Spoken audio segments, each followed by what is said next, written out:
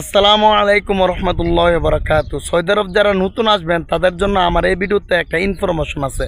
এই ইনফরমেশন যদি আপনারা মানেন এবং বুঝেন তাহলে কিন্তু আপনারা সৌদি আরব আসার পর 3 মাসের ভিতরে কিন্তু আপনার যেই টাকা ঋণ করে আসবেন ওই টাকা কিন্তু আপনারা উসুল করতে পারবেন, মানে তুলতে পারবেন আর কি।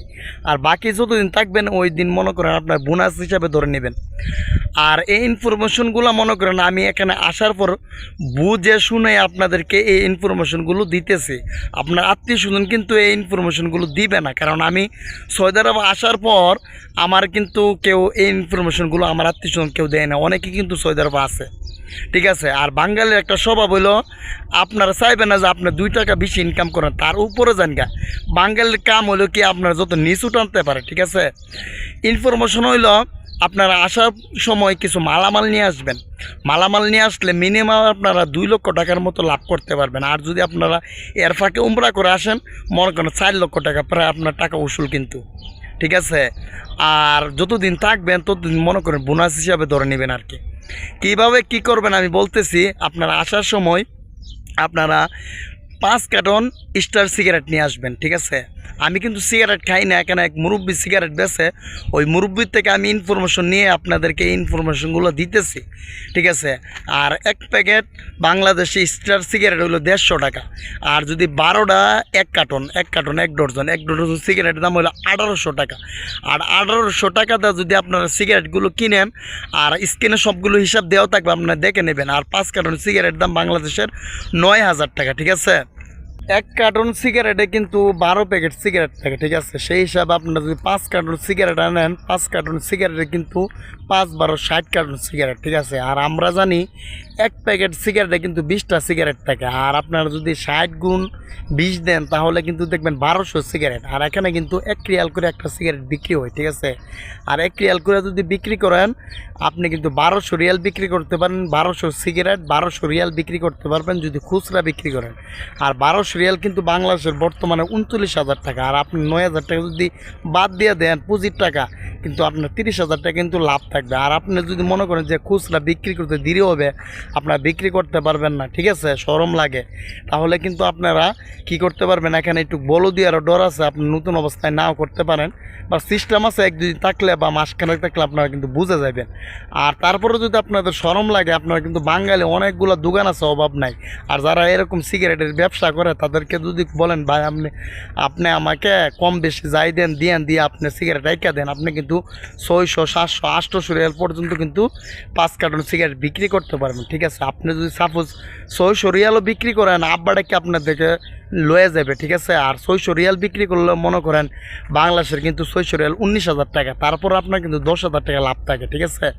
তারপর আপনারা কি করবেন, আপনারা গুলিস্তান যাবেন। গুলিস্তান যাওয়ার পরে আপনারা করবেন, নতুন অবস্থায় তো মালও বেশি থাকবে না, তার একবার কারণে আপনারা কাপড় চোপড় নিয়ে আসবেন। কাপড় চোপড় কী ধরনের আনবেন, মনে করেন যে শর্ট প্যান্ট, যে ছেলেরা আন্ডার প্যান্ট পিনবে আর কি, শর্ট প্যান্ট, ওইগুলা মনে করেন আপনারা নিয়ে আসবেন গুলিস্তান থেকে। গুলিস্তান থেকে রাস্তার মধ্যে দেখবেন বাংলাদেশ হকাররা 50 টাকা করে বিক্রি করে, 50 টাকা 50 টাকা। আপনারা যদি মেইন জায়গার থেকে আনেন আপনাদেরকে সর্বোচ্চ 25 টাকাতে 30 টাকা লাগবে 1 পিস। আর 1 পিস করে লাগবে 30 টাকা বা 25 টাকা, আপনারা ডর্জন হিসাবে কিনে নিয়ে আসবেন।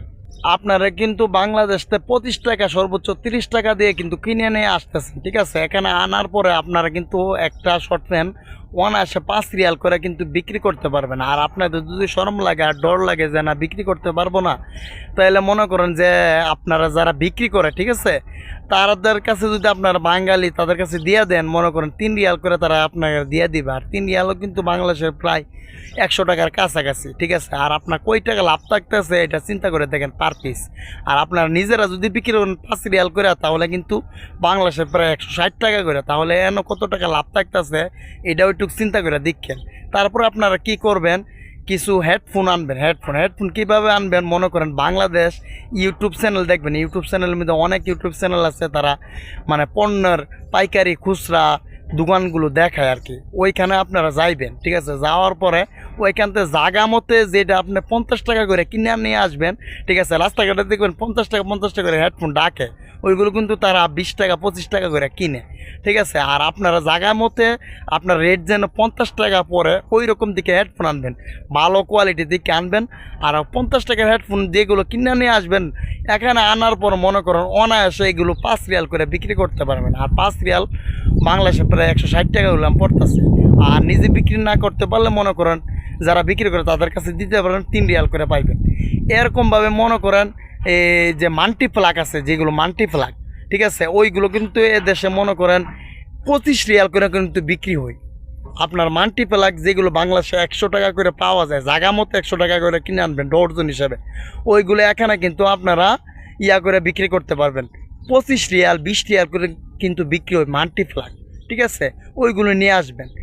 এরপরে আপনার যত ধরনের গামছা আছে, বিভিন্ন ধরনের মাল আছে যেগুলো মানুষের নিত্য প্রয়োজন কাজ লাগে, এরকম মালগুলো নিয়ে আসবেন।